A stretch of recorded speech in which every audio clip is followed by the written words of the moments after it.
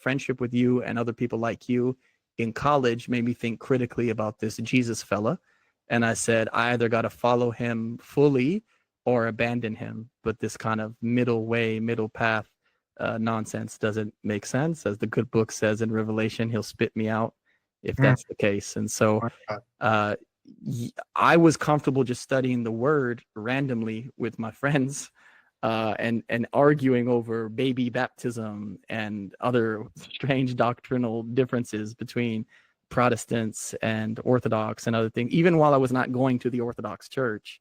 But eventually I did my own kind of personal survey of church history. And when I felt comfortable, not just because I was baptized, but because I thought there was some historic truth in the Oriental Orthodox tradition, I decided to go back to church. Again, y'all like Ice Cube told me to go to church. I did. I started pouring holy water. I can't sing. They put me in the choir and then started having me teach. And eventually in 2015, they ordained me a deacon, which is the smallest of the high orders under priest and bishop, as you know. It's the same in the Catholic tradition as the Orthodox. And I've been serving now closing in on a decade.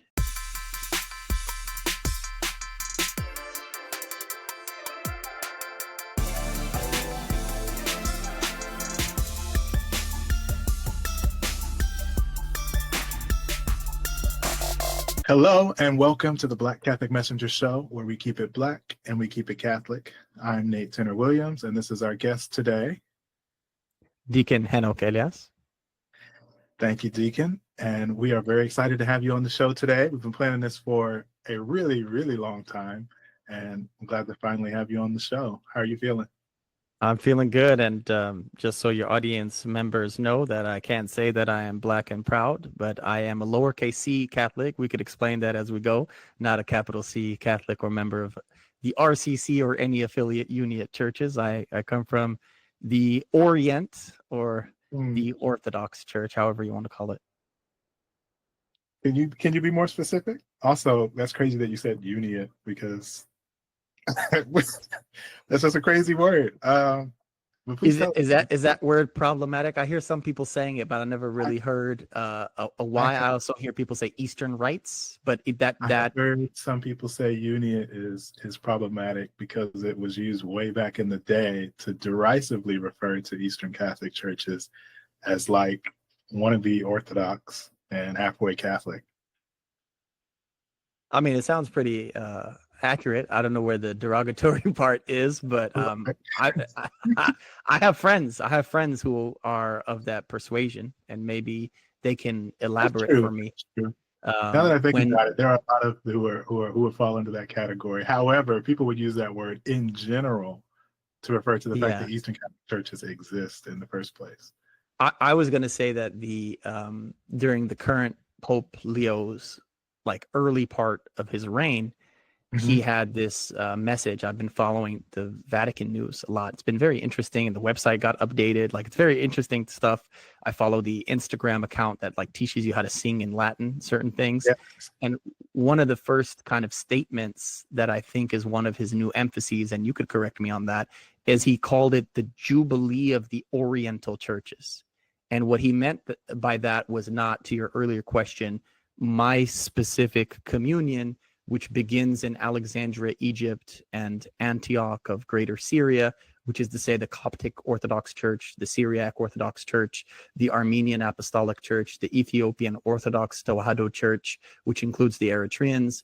And then much later, we grafted in the so-called Indian Orthodox. They go by other names as well. The St. Thomas Christians. They're also, their endonym is the Malankara. And then sometimes people call them Malabar because of the geographic area in which they're in Southwest India is called the Malabar Coast, or their current state in the government of India is called Kerala. So they have all these names, Kerala Christians. And then sometimes people differentiate between the various groups who are East and West Syriac and who are either Catholic or Orthodox, or some of them even Anglican or Protestant. So there are a lot of kind of divisions within them. But I would say their original rite was East Syriac, what some people call Nestorian, but linguistically is East Syriac. And so because of that affinity with the West Syriac Orthodox who are in my communion, they were able to connect, or you could say reconnect, with our part of Christendom. And our part of Christendom in the West in English is often called the Oriental Orthodox Church, to distinguish from the Eastern Orthodox Church, which is a misnomer because Oriental and Eastern mean the same thing, like Western and Occidental. You guys have your own arguments of ad Occidentum, right, or ad Orientum. But the Pope, Pope Leo, had an address called Jubilee to the Oriental Churches, and he did not mean my peoples, Right. but he meant the adjacent peoples to me who have the same Ge'ez or classical Ethiopic liturgical rite, which is a subsection of the Alexandrian rite that could be practiced and they have a new missal that was released, and there's a video of it. I think they were celebrating at the Vatican a new Roman approved missal for the Catholics under the Ge'ez rite. But there's a Ge'ez rite which is Catholic and a Ge'ez rite which is Orthodox. So clearly we can see that you're very knowledgeable about these things. Yeah, about the family of Christians.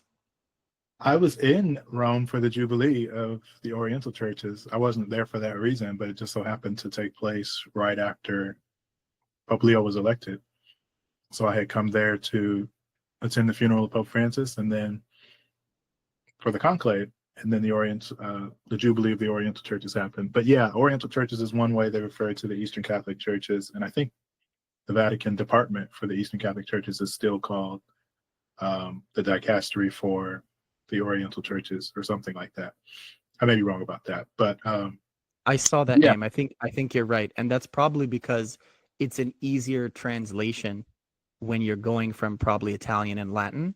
Probably the word Oriental is like in sound approximate to whatever they're using in Italian and in Latin.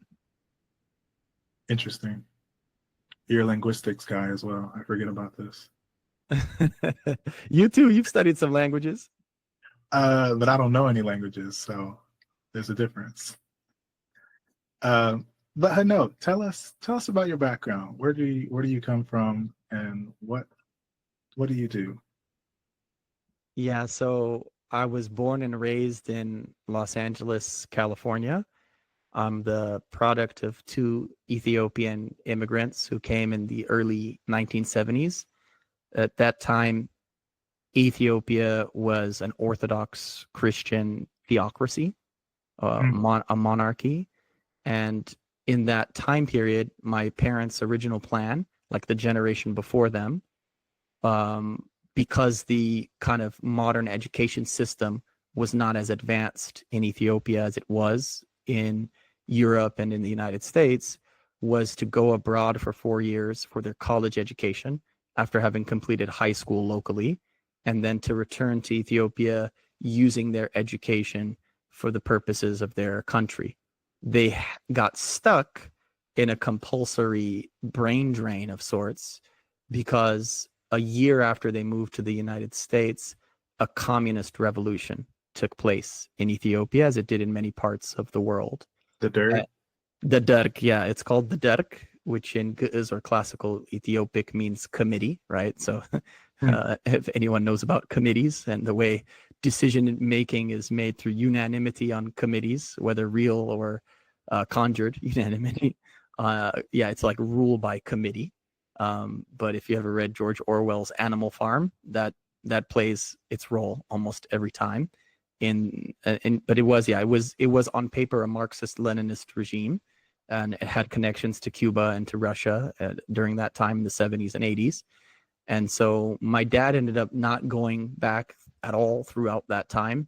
My mom went back a couple times to visit her parents, but that's kind of like the context in which I grew up in Los Angeles. A couple decades after they were stranded in Los Angeles. My mom went to DC first and then LA. But I grew up in that context of two Ethiopian immigrants who had grown up basically in a feudal society that was defeudalizing. And instead of liberalization to liberalism, it liberalized to communism. And it later had something approaching neoliberalism and what they call the federal democracy. But I grew up in that environment in LA in the 90s, in the time of the LA riots and a lot of other things that were going on in a predominantly Hispanic neighborhood at first. And I went to public school for a little bit, but I also went to a Montessori as a young kid and started going to more predominantly white institutions. The latter of which is where I met you in our collegiate education in Pepperdine. Baby. Yeah, go Waves. Let's go Waves. AOA, as they say. I almost made our old hand sign for the Waves, but I've heard that we no longer can do that. Yeah, we it's okay if they're still allowed to have Poseidon or whatever sea god they have on those old bands. I don't know if they still rock those bands over there at that Christian university. But if they're allowed to have the god of the sea in the Roman and Greek tradition at a Protestant American school, then we can make old signs. But yeah, I grew up in that context in a very progressive, liberal environment. And I'd say Pepperdine was a formative moment. Meeting you, actually, and the friends and the friend group and the group chats we still have led to critical thinking that got me to go back to church. You probably singularly, but then also in our friend group, all of you were telling me I needed to go to church because my parents never went to church. They baptized us. They went through all the rituals of Epiphany and Christmas and Easter and big holidays, but they were not regular Sunday Christians. And there certainly was no regular prayer in our house. We had prayer maybe 2 or 3 times a year because older uncles and aunts would be there and you couldn't do anything otherwise. I personally believe, my parents would dispute this, that mine and my 2 younger sisters' baptisms were also compelled by our grandmothers and great aunties who were alive. I really do believe that. And so, they were strong enough to not go to church on Sundays, but not strong enough to not baptize us and not do those things. So it made us cradle Orthodox. So I was always a kind of nominal Christian, but friendship with you and other people like you in college made me think critically about this Jesus fella. And I said, I either got to follow him fully or abandon him. But this kind of middle path nonsense doesn't make sense. As the good book says in Revelation, he'll spit me out if that's the case. And so I was comfortable just studying the word randomly with my friends and arguing over baby baptism and other strange doctrinal differences between Protestants and Orthodox and other things, even while I was not going to the Orthodox Church. But eventually I did my own kind of personal survey of church history. And when I felt comfortable, not just because I was baptized, but because I thought there was some historic truth in the Oriental Orthodox tradition, I decided to go back to church. Again, y'all like Ice Cube told me to go to church. I did. I started pouring holy water. I can't sing. They put me in the choir and then started having me teach. And eventually in 2015, they ordained me a deacon, which is the smallest of the high orders under priest and bishop, as you know. It's the same in the Catholic tradition as the Orthodox. And I've been serving now closing in on a decade in that capacity, in regular liturgical, matrimonial, and funerary and baptismal services in the Orthodox Church, mostly in the Ethiopian tradition, but occasionally I do visit the Syriac Orthodox Church and the Coptic Orthodox Church. I visited an Indian Orthodox once. I haven't really visited an Armenian church, so that's the only one on my list between our communion that I haven't visited. Interesting. Wow. Man, that's beautiful. That story of faith. And yeah, man, I remember having those debates when I was still on the other side, when I was still a Protestant, and I knew the Bible back and forth, and I thought that I could argue well. Looking back now, I'm like, man, but still, God works in mysterious ways that debating with a bunch of Protestants could bring an Orthodox man back into his church. Yeah, well, I was nominal. So the thing that you guys had is that you all were attached to traditions, right? The homie Armani is Church of Christ. Kenny, I think, is a Baptist or something. I believe so. You had both Reformed and Anabaptist inclinations, right? A bunch of other denominations in the past. Yeah. So I had a suite mate who was Catholic, actually from Minnesota. And so even at that time when you and I were talking, he'd invite me randomly. And when he'd invite me randomly, I never said no to church. I was always open to God. And so when Protestant missionaries said, let's go to Honduras, I went to Honduras for a week and tried to practice my Spanish as much as possible while doing like a mission work in the Protestant tradition. When my Catholic friends said, let's go to the Catholic Church, I'd visit. You know, some of the Ethiopians that were more serious about their Christianity happened to be Pentecostals at our school. And so the Ethiopian Pentecostals invite me to go to some Pentecostal service. I was at that time visiting the Pentecostal church, and I got to see that one too. Wow. So yeah, I kind of got a taste and flavor of the different parts of Christendom while there. But you found out that Ethiopian Orthodox was your home. Yes, I I don't want to dive into the Christology and bore your audience. The Christology was one thing. Dive into whatever you would like to dive into. The other thing was the unity. You know, there's this line in the Proverbs about how there are 6 things which the Lord hates, but the 7th thing his soul abominates or really hates and abhors. And that's people who sow seeds of division in the church. And so people who nitpick and find the smallest reasons to create an entire denomination, right? Not to poke too much fun, but the church of the school that we attended claimed to be the church of 33 AD. Even when I wasn't going to church, that used to crack me up. And I said, you do the most cursory church history glance, and you see they come out of the revivalist Alexander Campbell movement in America in the 1800s, right? Not 33 AD. And one of the kind of points, although there are different opinions of their denomination, is that they were a cappella. By the way, I liked that about them. I don't hold to that dogmatically. I don't think like God hates instruments, but I do think God has a preference for a cappella because it's the instrument that he made rather than the instrument that we make.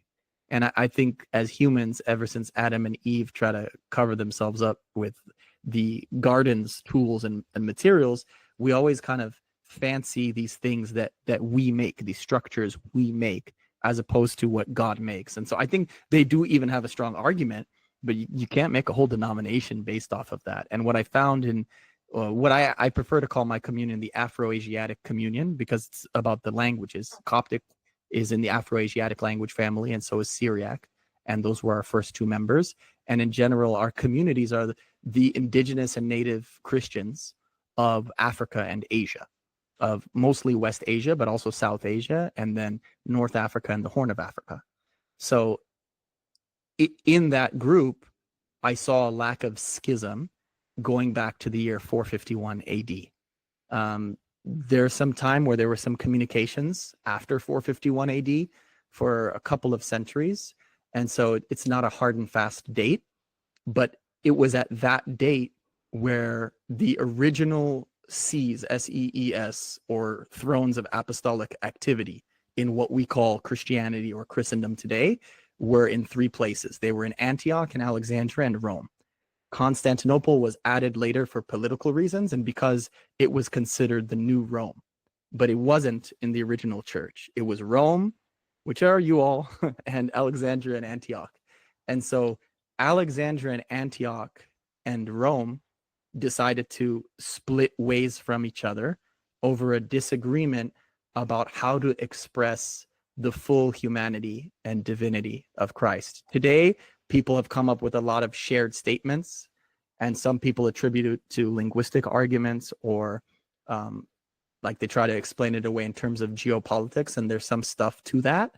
But I tend personally to lean on the side that tried not to change the verbiage, right? That's one of the things about Orthodoxy is it kind of it's almost like a museum. It shouldn't be a museum. It should be a living being as a church, as the body of Christ. But it tries to preserve that snapshot of what was available in the early church. And incredibly, since that time, I always highlight and praise the Roman Church, especially figures like the recently reposed in the Lord Pope Francis, for extending ecumenical efforts by Yes. recognizing saints across the ages. The two that I point to during his time as Pope, one in 2015, and the actor who plays Jesus on The Chosen is a Catholic, although he grew up Greek Orthodox of Egyptian persuasion.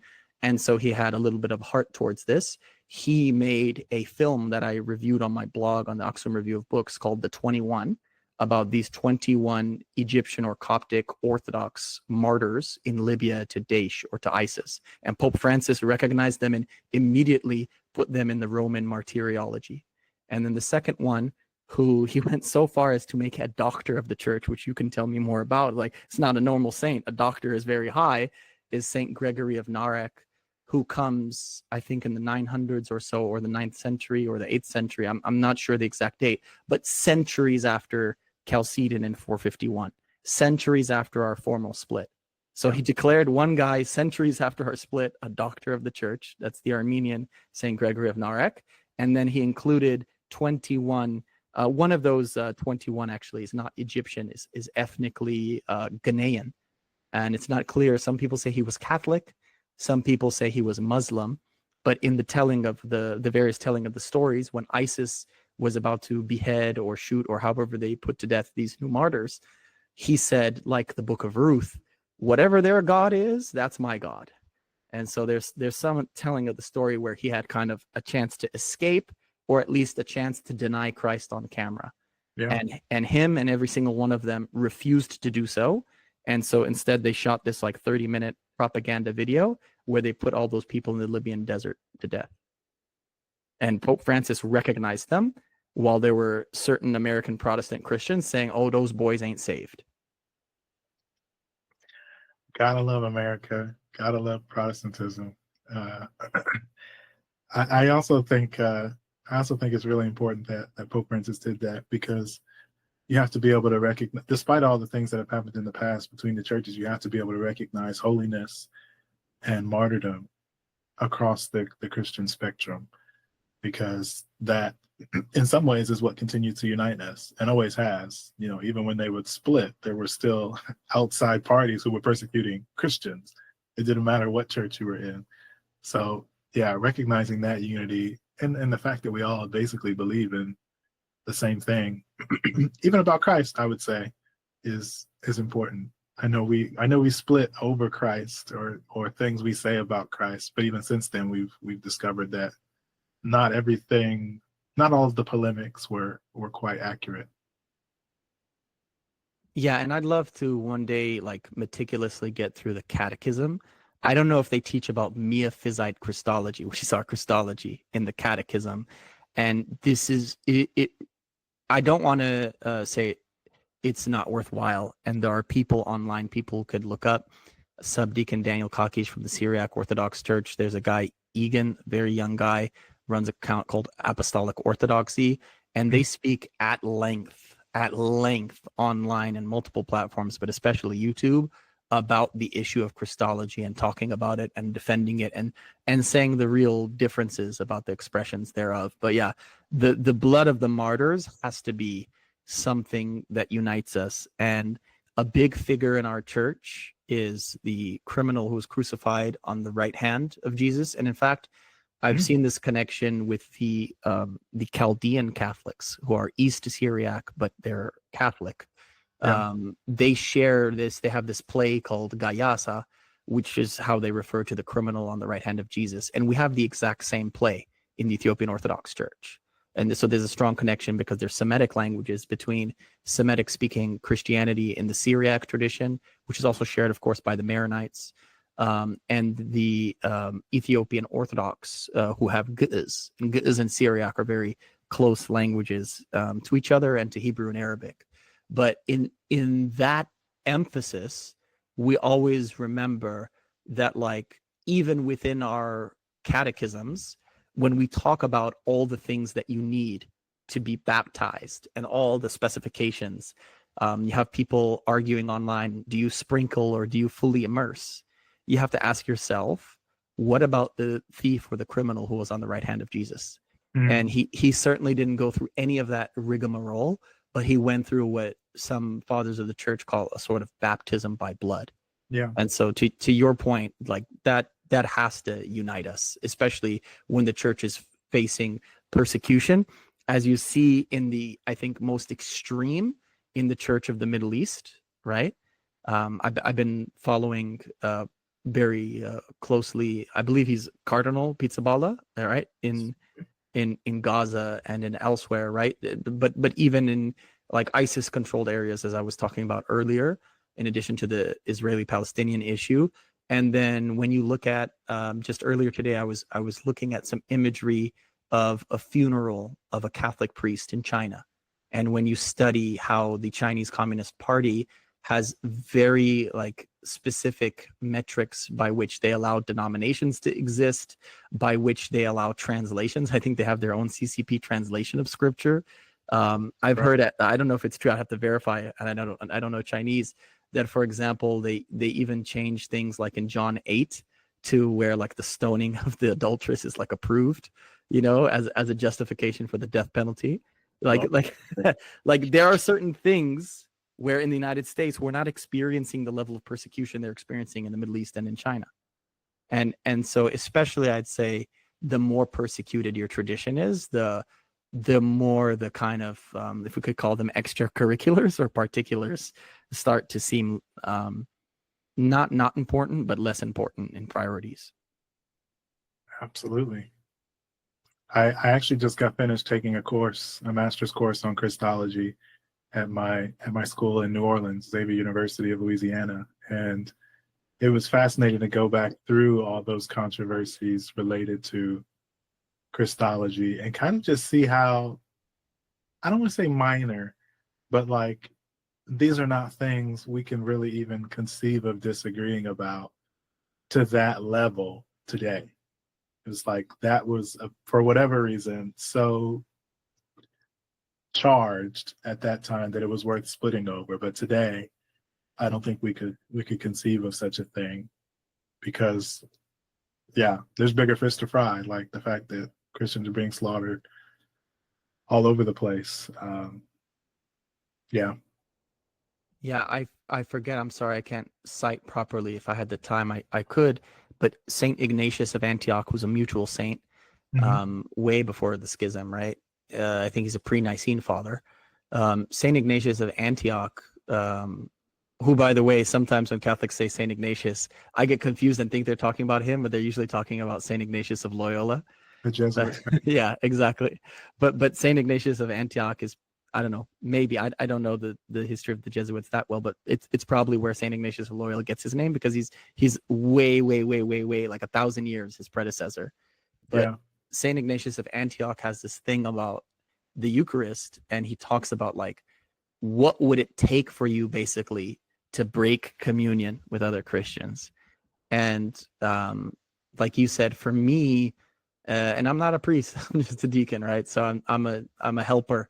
I'm not the main one in charge, but if they ever did do that, like I'd push and say and get them to think about Saint Ignatius of Antioch, who says like, be very certain if you're going to break communion with someone, like you said, be very certain of how important the matter is, and really make sure you're standing on solid ground, because the breaking of the Eucharist, or like not having the Eucharist with someone, is very serious. A lot of people, I think, they don't take the severity of it as well, but if you take the gospel at its word, it's a death sentence of sorts to break communion with somebody, right? Is you're saying they're no longer accessing life. So it's a very serious matter that people shouldn't take lightly. And even if they do decide that it is the correct course of action, it's not something that people should be glib about, the way people are online. To say the least. And online is where we are at our glibest. Unfortunately, especially among Christians, but that's another story. One thing I want you to explain is how does the diaconate work in the Ethiopian Orthodox Church? I know one difference between our traditions is that we have an age minimum So you kind of have to be an older man. I think it can be as young as like mid to late 30s, but I think even that's an exception. So how does it work in the Ethiopian Orthodox Church? Because I understand it's much younger. People become deacons much younger. Yeah, this is great. So I talk about this actually a lot with my friend Subdeacon Daniel Kakish, because we have, as I said, a wide communion. And the thing is, we're a lot less centralized than Rome. And so because of that, we have a lot of decentralized practices, so that even our canon of scripture differs within our communion. For example, the Syriac Orthodox Church has a 22-book New Testament canon, and Ethiopian has at least a 27-book one, which is the standard. And sometimes people like to add a little bit more. Some of the early apostolic fathers and writings like that, things like the Shepherd or Hermas. I bring that as a way of analogy to say that we have a kind of de jure and a de facto practice of the diaconate. So de jure, or on paper, like we have whatever it is that the Coptic Orthodox Church and the Syriac Orthodox Church has. Because while we were very independent, especially because Ethiopia, and this is a very important thing I think for your audience to understand, Ethiopia was outside of the purview of the Roman Empire. Most of Christianity, and I would say pretty much the exclusive Christianity that most Westerners understand, was all in the purview of Christianity. The East Syriac, whom we mentioned, who some pejoratively call the Nestorians, who include, for example, the Church of India, which was later, in later centuries, like very later, grafted into the Oriental or Afro-Asiatic communion, like those people were far outside of the Roman Empire. They were in the Persian Empire, or later like a Mughal Empire, or like Mongol territory. And in fact, this East Syriac got to the court of the Khans and even to China, right? So that's way outside of the Roman Empire. And a lot of these early canons in the church, they come through the kind of the order and the rigor that is associated with Roman law, whether we're talking about the western part of the empire or the eastern part of the empire. The Coptic Orthodox Church and the Syriac Orthodox Church, although they were, especially at Chalcedon, against the emperor, especially the Emperor Justinian, who comes later, but especially because they began to position themselves as a sort of anti-imperial church, like they had a different identity, but they maintained, I'd say, a similar, on paper, diaconate order. But then the Ethiopian church was managed by Coptic bishops until the mid part of the 20th century. And so on paper and in our liturgy every week, we pray for the various ranks of the deacon. The earliest rank of the deacon is called chanter. And pretty much any like little boy could become a chanter. And I could be wrong, but I think some girls are allowed to be. I could be wrong on that point. And that's the same. And this is especially in the Coptic Orthodox and the Syriac Orthodox tradition. And then the next stage is called reader. And usually to be a reader, you should, be able to read, which means to read out loud, not by yourself privately, but before the great congregation. And so you're reading from the lectionary. And that's typically a teenager. In the Coptic Orthodox documents in the West, they typically say about a 16-year-old. And then the idea is that the next rank of the diaconate is called subdeacon. And basically when you're an adult, and the practice in the United States is usually around 21 years old, you're a subdeacon. And at that stage, you need to make a decision about whether you're going to be chaste or whether you're going to be married. And this is a big point where we differ, especially from the Roman part of the Catholic Church. Because we're allowed to have married priests, but as the Eastern Catholics are allowed, and maybe one day African Americans will be allowed. But the subdeacon, who's in his early 20s, needs to decide whether he's going to become, and certainly by this point there are no women, needs to determine whether he's going to be married or chaste. And if he's made that decision, then he could move on to the next rank, which is full deacon. And full deacon is often treated as a stepping stone to the priesthood. And so people sometimes are there for 6 months or a year, and then they move on to the priesthood. But there are some like 50 and 60-year-old deacons who remain, and there are very, very, very few full deacons who remain in that position because a lot of people haven't made that marriage choice yet, or they have made that choice and they've moved on to the priesthood. So that's how it is in the Coptic and the Orthodox and the Syriac Orthodox. In the Ethiopian Orthodox, on paper, because of that, it says you can't be a full deacon unless you're married and 25 years old, which seems to match the passage from scripture that you find in 1 Timothy chapter 3, which also, by the way, speaks of bishops. And so we see kind of the practice of our church conflicting with scripture because they made this decision at some point in church history. Even in scripture, you see this dynamic where Peter, right, with the keys to the kingdom, is married, whereas Paul's not. What'd you say? Say that again. Peter had what? Peter is married, but Paul is not. No, he said he had the keys to the kingdom. I just wanted to Oh, for my listeners. yes. And of course, in our tradition, we believe that the Petrine seat is Antioch. It's very interesting. When I was listening to Pope Leo in his first speech, actually, he mentioned, and I didn't notice, I think it was you correct me on the Latin, it was the et urbi, it was like to the city. The ubi et urbi, something like that. Yeah, it's like to the city and to the world. I remember that, to the city and to the world. He mentioned both St. Peter and St. Paul. And I think it's very important. And a lot of the Catholic Brodies don't mention St. Paul, but he did. The Pope did. And I listened to him when he said that. And he said Saints Peter and Paul. And we just celebrated that about a week ago in my tradition. I know it's June 29th in the new calendar. In the old calendar, it's July 12th. It's actually the same date, but it's just a calendar difference of scientific calculation. But I think it's important because in our tradition, we view the kind of beginning apostolic activity in Antioch as having the authority of Peter and Paul, and not just one of them. And then, of course, both Peter and Paul were martyred in Rome, and that's undeniable. But that's why there were the Christian sees. And then Alexandria receives its apostolic succession from Mark, who, if you read scripture and church history carefully, was a disciple first of Peter and then of Paul. And so even Alexandria is also Petrine and Pauline via Mark, who was a student of both. And that's kind of the ha-ha rah-rah that we give. And St. Paul writes about Peter having a wife, right? Yes, exactly. And so this is a thing that's in scripture, and then church history determines to change it. And so for us, you can't be a married bishop. But obviously at one point in church history you could, but you can be a married priest. And so you make that decision. And in the Ethiopian church, I say that because every liturgy we pray for all of these ranks.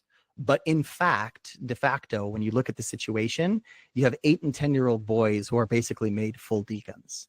And then later in their 20s or 30s, they make that decision about whether to be married or chaste before they move on to priesthood. But in the Coptic Orthodox and Syriac Orthodox, they're usually supposed to make that between subdeacon and deacon. But because we kind of blended all the ranks into a melting pot where they're just full deacon at 8 or 10, we skipped that. And the reason is some argue, the conspiracy theorists about how Michael Jackson got his great voice, right? We'll not get into it, but it might be similar to what people say in church history about origin. For those who know, they know.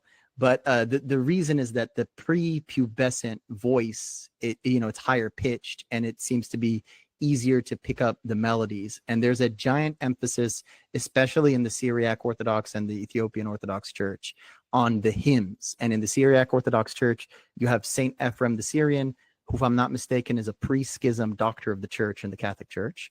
And in our church, he's got a very high place. And then in Ethiopia, his name is Saint Yared, or you could say Saint Jared the Aksumite. And these two figures of Saint Jared the Aksumite and Saint Ephrem the Syrian are seen as the chief hymnographers behind the Eucharistic and non-Eucharistic liturgies of the Syriac Orthodox and the Ethiopian Orthodox Church. And so there's this giant emphasis on singing. And so the thing, more than theology, more than doctrine, more than good moral formation and character. I have to say, sadly, if I'm being honest, de facto, the thing that people care about most is, can that boy sing? Mm. And that's really the main metric of entering the diaconate. And then they hope you become a good person over time. And if not, that you quit. Dang, so I'm ready to become a deacon now. Already, let's They go. keep telling me I can sing. You a singer, right? Absolutely. I'm ready. I'm ready for service for the Lord. Do they have an official position in the Catholic diaconate that you know of, like called cantor or chanter or anything like that? No, for us, a cantor is just any person who sings at the mass. There's no There's no ordained church ordination. So a associated. lay person could do it. Anybody could do it. Absolutely. And the deacon has no musical function in the liturgy. Yeah, that's right. I hear more an administrative function. Is that right? In a parish context, probably administrative, but in the liturgical function, there's assisting at the table during the Eucharist. They can preach or they can read the gospel. So being the lector for the gospel is certainly a part of their official ministry. They hold it, or they read from it as well. They read it, yeah. Wow. So you have to be ordained in order to read the gospel in a Catholic mass, either a deacon or a priest or a bishop. I think the Coptic Orthodox allowed the deacon, I think either the subdeacon or the full deacon, to read from the gospel, if I'm not mistaken. But in the Ethiopian Orthodox Church, it's reserved for the priest. Fascinating. It's one of the many ways traditions diverge over the centuries. That's right. And it's obviously like, this is the thing people struggle with, is like, I think categorizing certain things. And, that's clearly not dogma, right? Like, we don't hold to, or we shouldn't hold to that the way that we cling to the resurrection of Christ. But some people might. And then that's where fights start. And that's where people open up their own denomination. Indeed, unfortunately. And the deacon also, Catholic deacons also can preach the homily. So again, you have to be ordained to read the gospel and preach a homily. We don't have a hard and fast rule about that, but almost always that's the case. Typically, it wouldn't be a deacon unless he's in his 20s and 30s, as assigned. It's like duties as assigned. As assigned, he can be told to preach. And often in diaspora, the way that works in the West is that the churches are a little bit of ethnic enclaves, and so most of the church is done in Amharic, and so I don't know if any of the early Catholic churches were like that because they kind of had Latin as a common lingua franca, but I don't know if there were just no homilies or what language people did homilies in. But we would do homilies a lot of times in Amharic. But then if the homily is going to be in English, they might more likely get a younger deacon who grew up in the West to give that homily. And it's in that context that sometimes I am asked to do homilies, although sometimes I prefer to just do a kind of catechism outside in a classroom rather than from the pulpit. But there have been many times where I've asked and complied with giving a kind of either like a second mini homily or the sole homily on a Sunday. Interesting. Well, actually, I just want to ask about how the Ethiopian Rite liturgy works. Most of our readers will have never attended one and don't know anything about that. So we know you guys have 3 readings like us. Well, I'm assuming you have 3 readings like us. But beyond that, let me go through the readings. I think it's more than that. And as I understand it, I think it's a Vatican II thing. You'll correct me if I'm wrong, where you guys added more Old Testament readings. But we start off with we go from lowest rank to highest rank. And canonically, we have 4 positions, 2 deacons and 2 priests that do readings. And then there's a 3rd deacon who's just like a helper, like a carrier of all the holy objects, which sounds like how you describe the deacon in the Roman tradition. But you have the associate deacon who reads from the Catholic epistles or the universal epistles, the non-Pauline epistles, the James or / Jacob, the John, and the Peter, or the Cephas. And then you have the number 1 deacon or the primary deacon who will read from the Pauline letters, any of the Pauline letters, and then the associate priest will read from the Acts of the Apostles, and then the primary deacon will come back, and as a way to lead up to the gospel, will read a psalm that the church connects to the gospel, and he'll chant that psalm, and there will be a back and forth with the people, whereas all the other readings are just read monotone.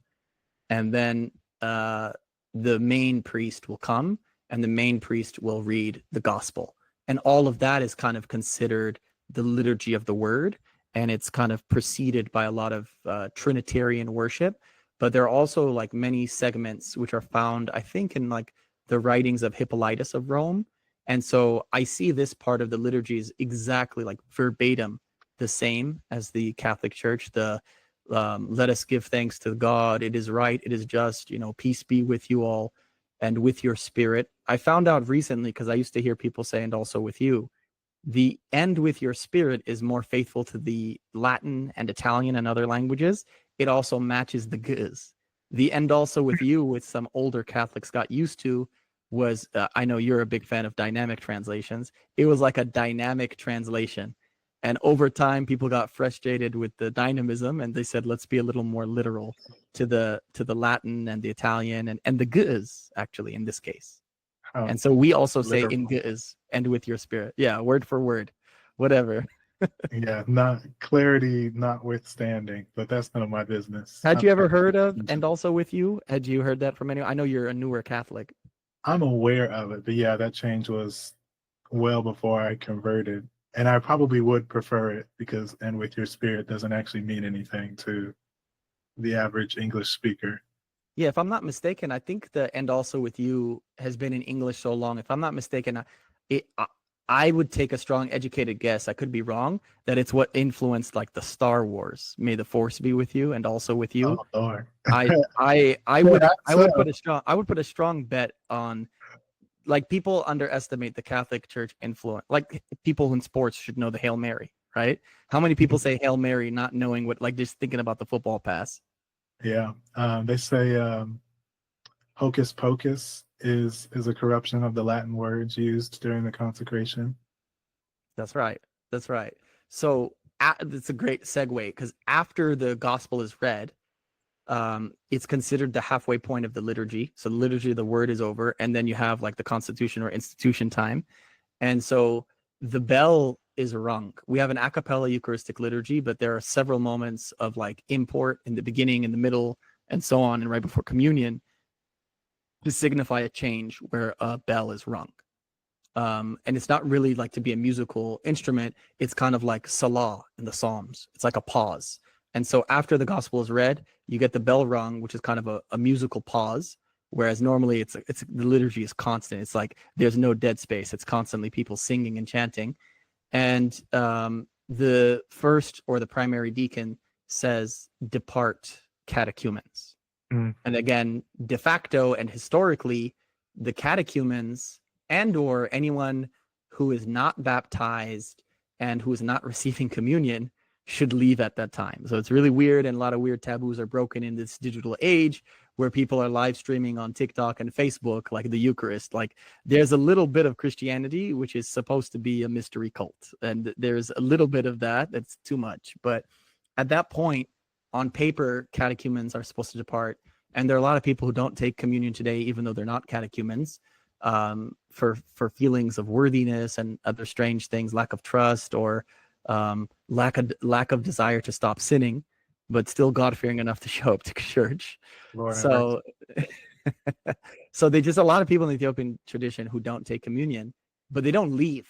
So it's kind of this, like, again, weird clash, contradiction, tension, where the deacon is yelling at people, but it's in a musical melody, so it sounds nice, but he's saying, "Get out of here," he's saying, "Depart, catechumens." He goes, oh, no, sacristia, which is "Depart, catechumens, get out of here." Hold on. I thought you told us you couldn't sing, because that sounded good. I can't sing. There are other people who could sing. I can't sing, but that's a sample. And so he tells them to leave, but nobody leaves. They just look at him. And then the show goes on, and at that Hold on, point, time out. If there actually are catechumens, do they leave? no, they don't. They don't leave either. There are catechumens, so they don't leave either. Nobody leaves. It's why it's weird, but it's what the book says. The book says Yeah, I leave, and so they remember say that. when I was briefly attending Byzantine churches, they say the same thing. Yeah, my wife grew up for about a decade in the Greek Church of Antioch, which was in Riverside, California, and they have a lot of even convert priests and a ton of converts. So it's not just cradle Orthodox, and they have cradle Orthodox of Middle Eastern and Slavic persuasion in that community as well.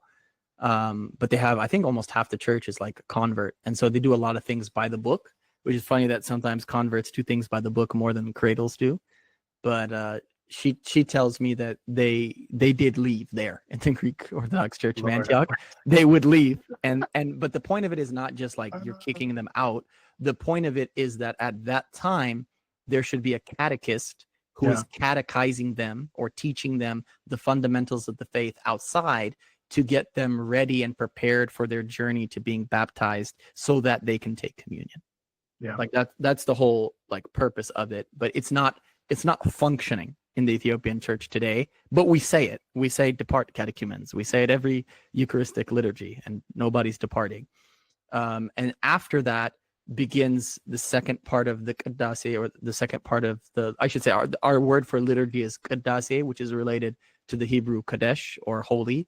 And so it's like the hallowing process, like the Catholic Hallow app, or the sanctification process. It could also be considered a translation for Thanksgiving.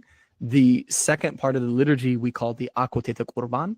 Akotet is a transliteration of the Greek Eucharist, and Qurban is common in Syriac languages as well as Arabic and Amharic and Ge'ez, the Semitic languages. Qurban means sacrifice, and so it's Thanksgiving sacrifice, or the Eucharistic sacrifice. And so every prayer after the depart catechumens is dedicated to the Eucharist and focused on the Eucharist, and focused on the kind of story of Maundy Thursday, and retelling the Last Supper, and sucking people into that narrative, into that story, and into that world, and inviting them to eat and drink at the table of the Lord, to eat his flesh and to drink his blood. And in that context, we have what are called anaphoras. And so we have 14 different mass styles, or anaphoras, that from that point, depending on the occasion, for the Lord, for the apostles, for Mary, for John Chrysostom, for Jacob of Sarug, who was a Syriac saint, like for all these different saints, for Epiphanius, for the Gregories, we have different anaphoras. And that's kind of what the liturgy looks like. And at the conclusion of that, people commune. And historically, there should have been a homily when the gospel is read. Instead, often because people come late nowadays, they'll put the homily after communion to give people time to come, because our liturgy, and we're strict about this, begins at 6 a.m. and people are typically receiving communion around 9 a.m. And so if you went by a normal time, the homily would be sometime between like 7 a.m. and 8 a.m. because a lot of people aren't even at church at that time yet. They postpone the homily till after communion. So sometime after 9 o'clock, maybe 9:30 or 10 a.m., depending on the parish that you're at. Maybe African American churches should consider this shift in the in the arrangement. Is there a strict or loose interpretation about where to place the homily? It's strict. So strict if you're doing it licitly, the way that you're supposed to do it. It'll be right after the gospel. Mm-hmm. But as I've recently learned, if you want to have someone preach the or a homily who is not licitly allowed to preach the homily, you can have a homily after the gospel or not, and then have a layperson, for example, preach after communion, which technically is not a homily. But if you want to have a layperson speak, that's technically how you can do it, I think. That's very interesting. I went to this church, which is under the OCA, the Orthodox Church of America, and my Hebrew teachers go to that church. It's called St. Elizabeth's in St. Paul, Minnesota. And so before communion, they had a kind of 10-minute talk about communion, which is kind of like a homily. and then during the gospel they had a homily, and then after the liturgy was closed, during the coffee and tea hour, they allowed parishioners to preach during that time. Whereas the other time it was either an ordained person or somebody who is a graduate of one of the approved theological colleges or seminaries.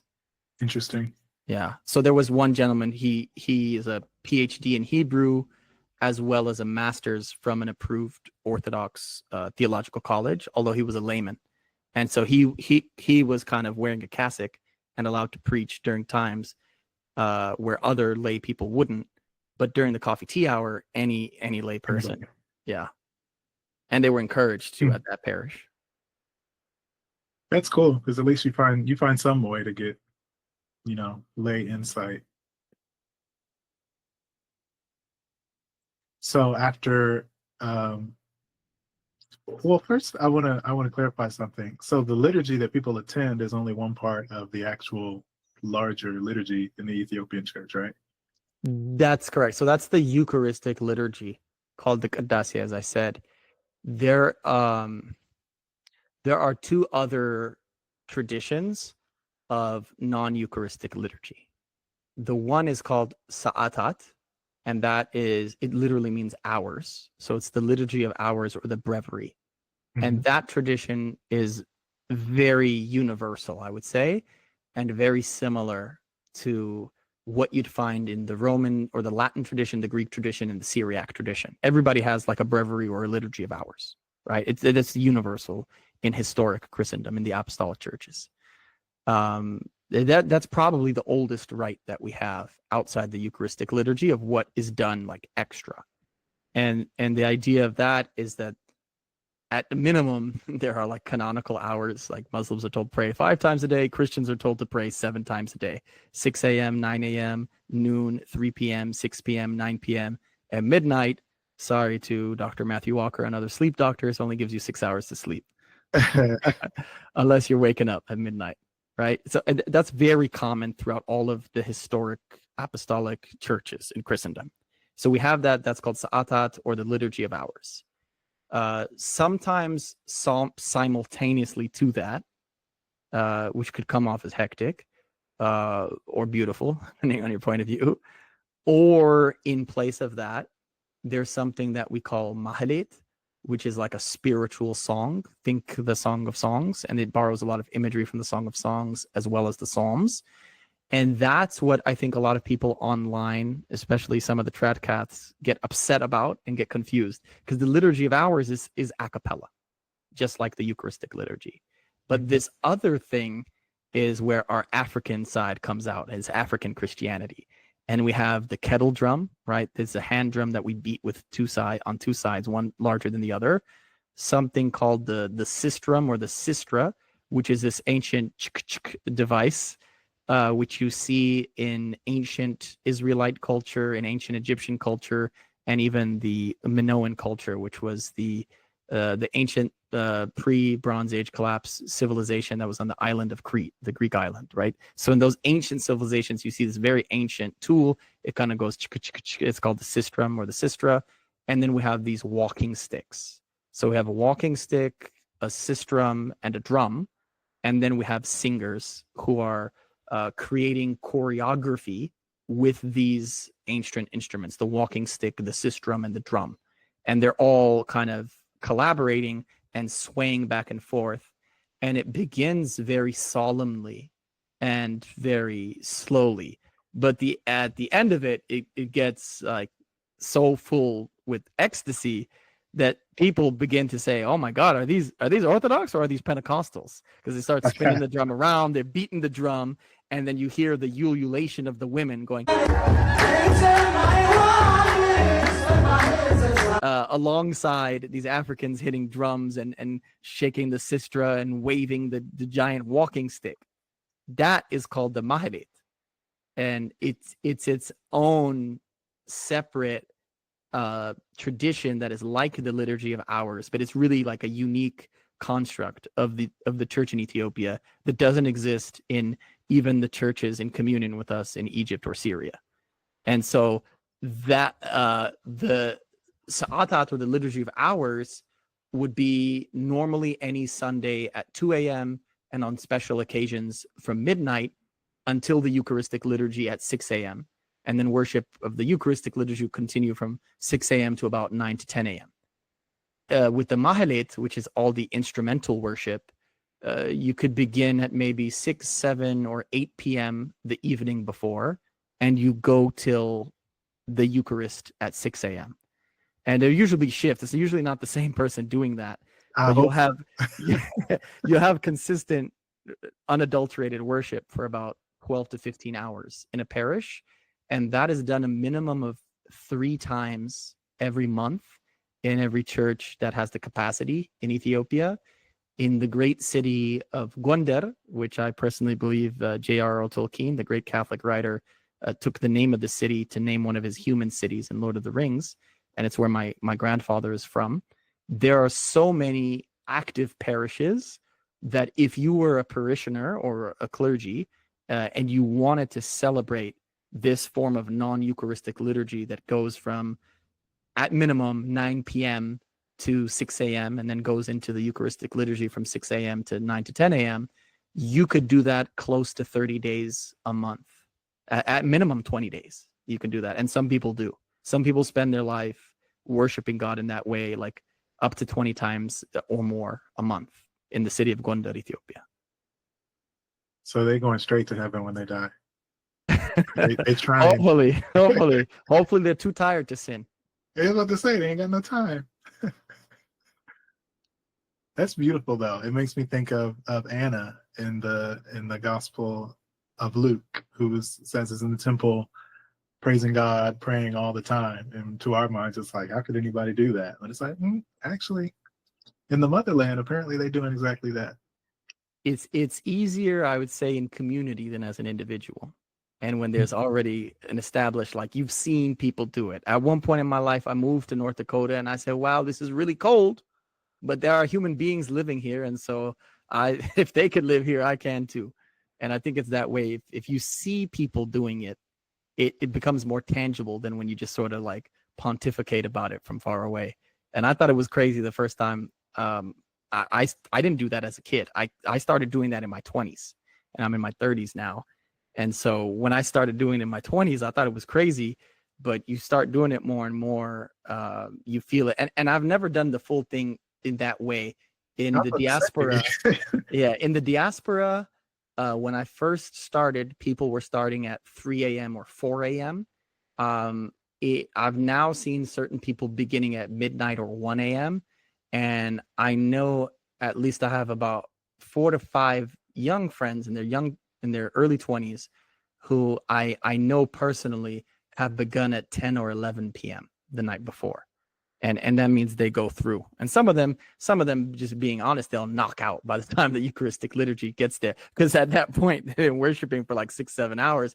And it's not just standing still, like you're yelling, you're shouting the hymns of the church during that time. And you're active, you're moving, you're hitting the drum, you're swaying. You might be sweating depending on where in the US you are. Hey, God is worthy of all the praise, right? Amen. That's incredible. I just wanted to ask about that because I remember you telling me liturgy starts at some ungodly hour for some of the people. I was like, Yeah, the requirement and the ask is 6 a.m. every Sunday, and people still don't follow that. You know, I hear in your tradition that's called a mortal sin. We don't use that language, but we definitely pressure them. Yeah, I think deep down, every tradition has some idea of things you just absolutely should not be doing. And I think skipping church is probably one of them, without good reason anyway, which is how we get around it in our tradition, you know. Do we have a grave reason? Okay. But yeah, a lot of people just ain't going to church. It's cool though. We'll rope them back in one way or another. Well, thank you for explaining the Ethiopian liturgy. I think that's fascinating. I've never been to more than just the regular Sunday service, but that was enough to open my eyes, because I was still Protestant when I first came. Open my eyes to a larger tradition beyond what was then my Protestant background. So You were there for my wedding too, so that was a full liturgy plus I plus was. the matrimonial service, which would have extended about 30-40 minutes. Oh, I didn't realize that. I remember I first came there for a project though, for my Hmm. You outlasted that boy, Professor Kendrick. as I should. No. Shout out to Dr. Kenny. But yeah, I'm really appreciative for the Ethiopian liturgy and yeah, just preserving such a beautiful tradition that honestly, in my opinion, has something to teach uh, all churches of the African diaspora about the spiritual heritage of the motherland. That's kind of how I see it. You know, the worship that you guys have been doing for thousands of years, I think, helps inform what Christianity can and should look like in certain communities today. Because so many Christians think, you know, there shouldn't be drums. Churches shouldn't use drums. Christians shouldn't be dancing in church, et cetera, et cetera. And it's like, actually one of the oldest churches in existence. Maybe not in the Eucharistic liturgy, but in their spirituality. This is, you know, part and parcel to what they do. So to me, that's, you know, really beautiful. Yeah, and I think that's a really smart insight you said is that, and I try to differentiate that for some people online and some get it, some don't, you know, leave the rest to the Lord, is it seems that people are most touchy about the Eucharist and the things around it in the conversations of what you're talking about, like what exactly is reverence? And is this Christian reverence or is this European reverence imported to the Americas? What is African reverence? What is Asian reverence? And even those things themselves, it's not like Africa, Europe, and Asia are monoliths. There's so many cultures within that how can you think about reverence in different ways?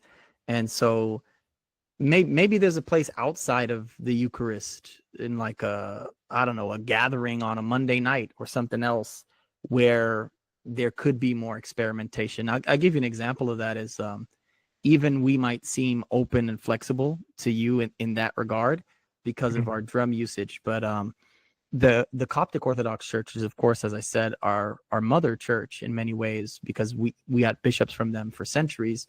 They have this thing now where outside of, never in the Eucharist, but outside of the Eucharistic liturgy, they'll gather on like a Monday night, Wednesday night, or Thursday night, and they'll sing songs with a guitar. Now, sometimes they're singing that CCM, that Christian contemporary music, and they shouldn't be. But some, yes, it's surprising. But often they're translating their own hymns, and sometimes they put a little acoustic guitar behind that. If you try to do that in Ethiopian community, you might get stoned to death. You know, like that's how they feel because they're open to the drum because it's like African and they know it, but they don't know the guitar. And for them, the only people they know that use the guitar are the Pentecostals. And so they have this like suspicion for any other type of instrument. There were some parishes for a time, even under the king, a man who later was his spiritual advisor and later became the Archbishop of California. He became well known because the parishes under him, there were 3 and they were all in the West Coast. He was in Oakland, so there was one in Oakland, there were 2 in LA, and there was one in Seattle where I'm now based. And they all had pianos. Now, none of the pianos or the organs were used during the Eucharistic liturgy. They were all for sort of these modern hymns, which are sung outside of the context of the Eucharistic liturgy. But that piano and that organ used to drive people crazy. And it gotten to the point now where most people have just gotten rid of them. But, you know, there's nothing like dogmatically or doctrinally wrong. It's just like people's aesthetic, you know, values of reverence, like you're talking about. So we deal with that too, is something I just wanted to share with you. That's fascinating. And that's part of why I think American Catholics are so opposed to certain things is because they associate them with Protestantism. And so they can't imagine that such a thing could be integrated into Catholic worship. Whereas the African Americans, of course, many of them are converts from Protestantism and may bring parts of that tradition with them. And even people who aren't converts, that's just kind of part of being a Black American in many cases, is that that's the music that you know. And yeah. And I think it's good to be concerned, but we need to like be sober minded and measure each thing on its own. And the idea, I think it's the same idea about like the adoption of pagan holidays. The question in each case should be, whatever this thing used to be, has it been successfully baptized or christened or chrismated into Christianity? And so I'll give you two examples and we can move on, or if you have other examples, we could hear it. The one we have to begin with is the cross itself. And this is like the big one everyone just like runs by. The cross was not a Christian symbol.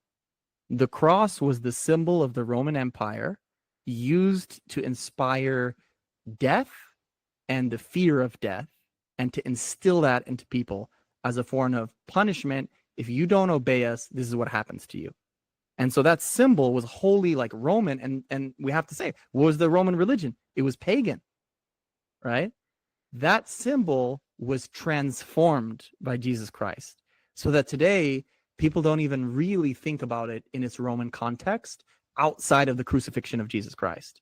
So that symbol, I think nobody can argue, has been perfectly transformed. Now, I have in my day, by the way, encountered some people who argue even about that symbol. They'll say, oh, he rose, so don't wear his body on the little cross, or da, da, da. So I have met some people, but I think that symbol has been successfully transformed, and most reasonable minds would agree. The second one I give you is from our tradition. The Coptic Orthodox Church, I find to be incredible, because a lot of people in our communion are like the pagans from scripture who submitted to Yahweh. And so the Copts are the children of Pharaoh. And they have two things that they do. One, they have something in their liturgy of hours called the midnight praises from the Tasbah, I think, on Saturday nights. This is the liturgy before the liturgy, right? So they praise every Saturday night in preparation for Sunday morning. And in the middle of their midnight praises, they sing from Exodus 15, and they praise the God who buried Pharaoh and his chariots in the Red Sea. And I'm like, whoa, these Egyptians saying that. Can you imagine? Can you imagine any other group of people praising God for having buried their leader in the Red Sea, right? So that's like that tool of Pharaoh transformed for God's glory in the Egyptian people. The same church, the Coptic Orthodox Church, on Good Friday, they have this song called Golgotha, which they use in this ritual where they like rebury Christ, where they think about the burial tomb of Christ. In the hymns associated with Golgotha, if you listen to it in the Coptic or in the English, that melody is the tune that used to be used to bury the pharaohs. So they kept the melody the same, but they brought Christian lyrics to it. And so I think when you look at like the cross, when you look at the Coptic Orthodox tradition, if you can take pagan tools and transform them into Orthodox Christian tools, can a Catholic take a Protestant tool? I don't know. Some people just might think it's totally tainted, but can we be creative enough to make it Catholic, to make it Orthodox, whatever the case may be? It's funny because for the African Americans, it's not even a secular thing necessarily that needs to be baptized. They're saying, well, that's not Christian enough, because we're talking about like gospel music. It's like this was born from a very Christian tradition, but for some people, that's not good enough.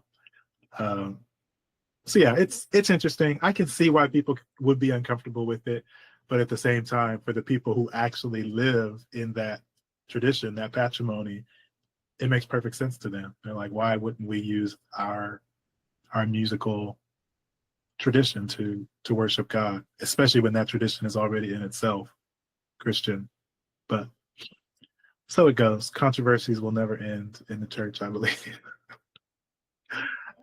Not this side of Judgment Day. No, it's just how it is. Switching gears a little bit. I don't want to keep you forever.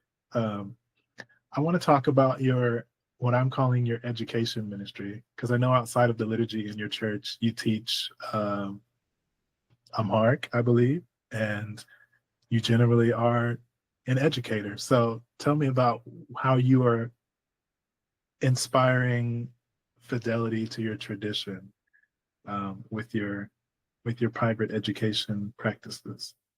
Thank you. Yeah, I think that was good to use a broad term like education.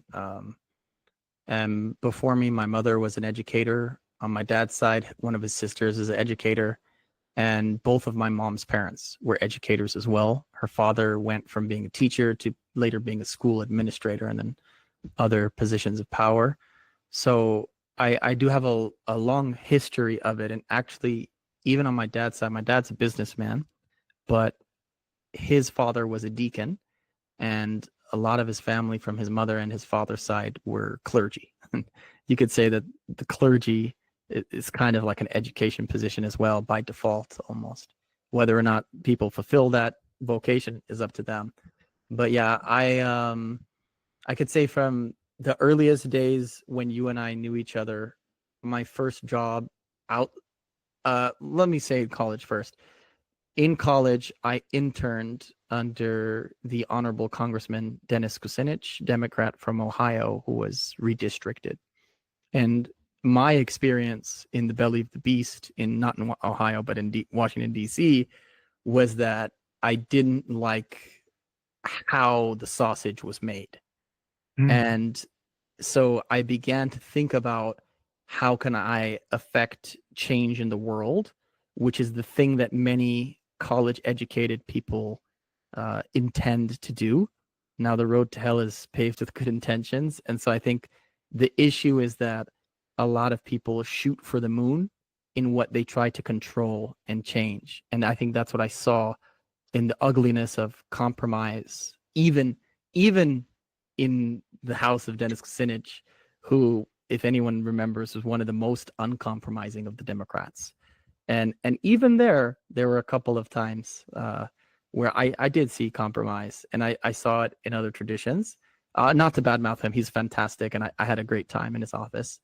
It was an office of 7, so I got to see him very often, and I was his legislative intern at that time.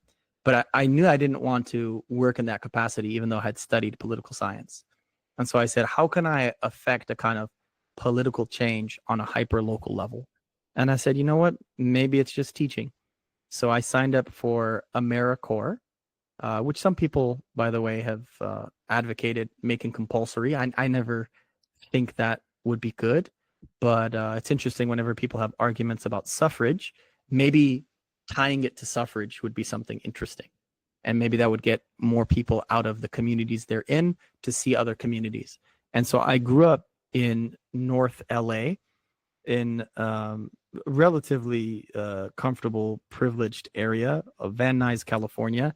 I mean, at one point, it had the highest crime in Los Angeles, but it wasn't like murders. It was sort of like petty theft, like I didn't see a lot of shootings or murders growing up, but almost every house on my block was robbed. Like that was the kind of middle income, middle class area in the east side of the San Fernando Valley, generally the north side of LA, where I spent my most formative years, even though I was born in the west side of LA.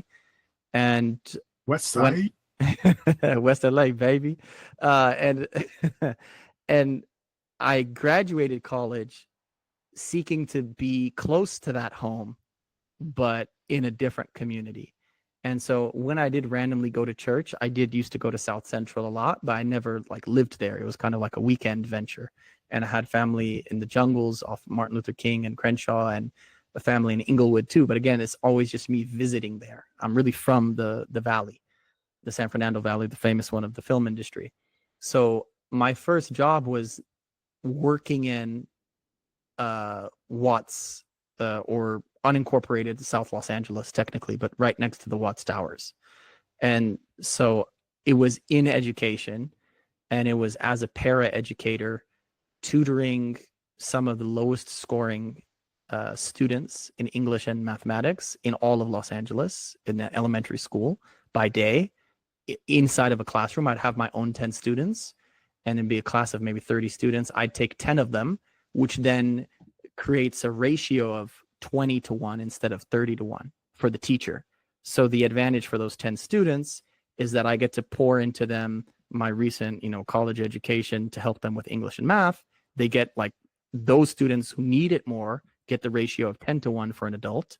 And then the kind of credentialed licensed teacher gets a ratio of 20-1. This is one of the many experiments that happens in, South LA. It's full of educational experiences. And I did the best that I could that year, and I felt like I made an impact. In the afternoons, we had an after school program too, where we got to do our own stuff, and that was like more fun, creative type of education. In addition to all of that, I was passionate about where my family came from, and they always taught me my culture. They taught me how to speak. They didn't teach me how to read and write. I taught myself how to read and write in Amharic, and so I would occasionally have pop up sometimes in a vegan Ethiopian restaurant in South LA, um, sometimes online, sometimes in people's homes, kind of pop up short, like several week courses in Amharic. Sometimes I would help teach Amharic in the church. Sometimes I would do so on my YouTube programs as well. Or like I said, private lessons on Google Meet or Zoom throughout the years, and sometimes doing interpreter jobs for low-income housing, for hospitals, and very rarely in court, or actually even in immigration offices for people seeking asylum and related citizenship status changes. So I've used those kind of educational roles to do that. And I went off for a time to be an organizational ombudsman. Didn't like the politics in some of the university settings. I was working in higher education. So I said I would, in 2019, I said I'd return to K-12 education. And so I graduated 2012, did all these other things in between, returned to K-12, and consistently from 2019 till now to 2025, I've been teaching K-12. And I started doing kind of district and charter schools, but then I started moving to independent schools. I had an experience with an Episcopal school, and now I'm on my second Catholic school. The first one was through a connection that was randomly when you were visiting Los Angeles, right? I can say a little bit about that. That was the beautiful Transfig, which was a Black Catholic school in LA. And then I moved on to another Jesuit network, actually, that I'm teaching at now at the high school level. The other one was at the middle school level, 5th through 8th grade. So I'm in my second Catholic school, and I've done Episcopal schools, I've done charter schools, I've done independent schools, and then I've done YouTube stuff, I've done church stuff. So yeah, those are the different facets of education. What I really like to do on my own now is I had over 150 episodes on my podcast called The Philosophy of Art and Science, which is very educational about the church and things like that. And I'm still open to doing episodes there, but I've also thought of like potentially stopping that and focusing on book reviews in the kind of vein of the New York Review of Books and the London Review of Books. I've titled mine the Aksum Review of Books. The Aksum is the historical name, of Ethiopia. And so for me, a lot of my identity is both Ethiopian and American. And so anything tangentially related to Ethiopian studies or American studies, if it's literature, either old literature in the public domain that I'm reviving, or that's in a different language like Italian or Spanish or Amharic that I'm translating and editing, or my grandfather's has a memoir that I'm doing from Amharic into Amharic again, or Amharic into English, or just book reviews on great books of the Orthodox Church and other things. Those are my kind of education projects. Man, you are spanning the spectrum, to say the least. Yeah, and I'd say one of our common links, although my video audio failed on me that day, the technology didn't help us, is, for example, the figure of Father Amditz Zion Hamilton of the Watts Prophets and of the First Ethiopian Orthodox Parish in LA, where you did a fantastic written interview with him. I got a recorded poem out of him where I had him on my phone on Facebook, a Facebook chat, and then I stuck that next to my mic to try to record it. And so we got a poem together that he did for my channel, because the technology failed us on the video chat. But him and I spoke a couple times for over an hour, and that those conversations are kept in our hearts, but lost technologically. Sometimes the Lord said, "This one can't get out. No one gets to hear this one." But yeah, Father Amdi is he's fascinating. I will just say that. Shout out to the Watts Prophets, I like to say, as he likes to say. They basically invented rap, which is crazy. Like, you need to Invented tell me. rap on the West Coast, was in prison for drugs, was a part of the Watts riots in the 1960s, was a part of the Jewish Hollywood project of the Watts Writing Workshop, which later also produced one Nipsey Hussle, who is a member of both the African American community and the Eritrean Orthodox community in communion with me. And of course, I did his funeral back in 2019. God rest his soul. Jeremiah is his given name, or Hermias. And and then he met the figure of former Abba, or Father Mandefro, who became Bishop Isaac, who was an emissary of His Imperial Majesty Emperor Haile Selassie, who sent this mission to the African diaspora in the Caribbean and North America to present an African flavor of Christianity, to remind them that unlike the NOI people like Louis Farrakhan and Elijah Muhammad, he would say Christianity is not the white man's religion, but it's a universal religion, and this is how we've expressed it in Africa for over a millennium. And so Father Amde Hamilton was brought into the church from Rastafarianism, which he kind of was into from prison books he was reading, kind of similar to the story of Malcolm X. And then, Bishop Isaac, who was sent by the emperor to show you how church and state were one in the milieu of my parents. He started the first church in LA, and he served there throughout the 70s and 80s. And he's a retired priest now, so he's a priest emeritus, but it's always cool to see him online. He had a new series of videos he was shooting on Instagram not too long ago. I think his son's been helping him out. He's in his 80s. So he's not a retired rapper poet. He's still doing that. He's still but doing you that. forgot to mention that he started out as a Black Catholic. We can't leave that part out. He did. And you forgot to mention Creole. Exactly. Creole. Shout out to the Creoles. He's probably Pope Leo's cousin, not confirmed. I'm just hey, that would be funny. Yeah, Henry. I don't know if I had sent it to you, but Henry Louis Gates just did the research for Pope Leo and handed it to him. Yes. Hopefully he will acknowledge it publicly at some point. Instead of just people speculating. Right. Like, come on, Your Holiness. We need you to speak on it. Just speak on it. One good sentence saying, yes, this is true. Like, just for me. Pope Leo, if you hear this, we waiting on you. But he was a part of, he told me, which never got recorded, one of the first 26 Black families in Los Angeles. It originally had come from Texas and Louisiana, from the Creole people who were Black Catholic. The Black Catholic Church he grew up in Los Angeles is today called Holy Cross, and it's actually a Hispanic parish. Funny enough, it's right next to my home parish called Virgin Mary's Ethiopian Orthodox Church, deep in South Central, in the late 40s up to 50th Street on and Main Street as the intersection in South LA. But yeah, that's the church Father Amda grew up at, and it transitioned as a lot of South LA did. And people comment a lot about that. He has a lot of thoughts about that too. But this pushing out via prices, but also via violence of African American peoples from this area, and a lot of Hispanics moving in, and then new services being done.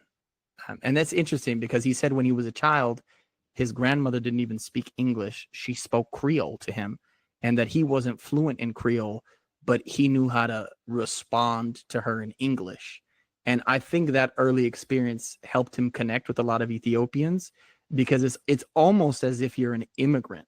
Like, it's weird because he has this deep African American heritage in the US, but because it's Creole, it's almost as if he was an immigrant in his experience. Yeah, back then. That's interesting because when you first said it, I was like, really? She would have spoke Louisiana Creole? But yeah, that his grandma would be from the 1800s, early 1800s probably. So yeah, that makes sense. But his story that he shared with me, I'll never forget. I'm glad that it turned into an interview, so I won't recount it all here. But yeah, he's incredible. And that parish, Holy Cross, I think is affiliated with one of the big Catholic cemeteries. So even though the parish is no longer African American. A lot of the African American Catholics from early Los Angeles history and later are buried there nearby. I never made that connection. So Slauson Avenue, which is was made famous by Nipsey Hussle, is 10 blocks south of 50th, about where Holy Cross the church is. But that's on Main. For people who know LA, like shout out to our homie Caleb, he would always call the East Siders. If you're over there, that's the East Side, right? But if you go west of the 110 freeway on Slauson Avenue, and you go all the way west till you're in what Frank Ocean calls the Black Beverly Hills, Ladera Heights, you have Holy Cross Cemetery, which is what you mentioned. And I had never connected the two. I thought it was just a common name. But at that cemetery, I think they're affiliated. Okay, that would be amazing, because there's another Ethiopian parish that's right next to there on Slauson and Shenandoah, or Slauson and La Cienega. And that one's called St. Mary's, whereas mine is Virgin Mary's, very similar name. And so people from the Virgin Mary's and the St. Mary's Church are often buried. Like I know people in my family and others who are buried at that very same cemetery. And so we talked about this baptism of blood earlier. There's another baptism in death if we're sharing a space. Indeed. I'm just curious, because I would have thought, I mean, I think normally you can't be buried in a Catholic cemetery unless you're Catholic, but I know there are exceptions that are made. I believe our money is Catholic.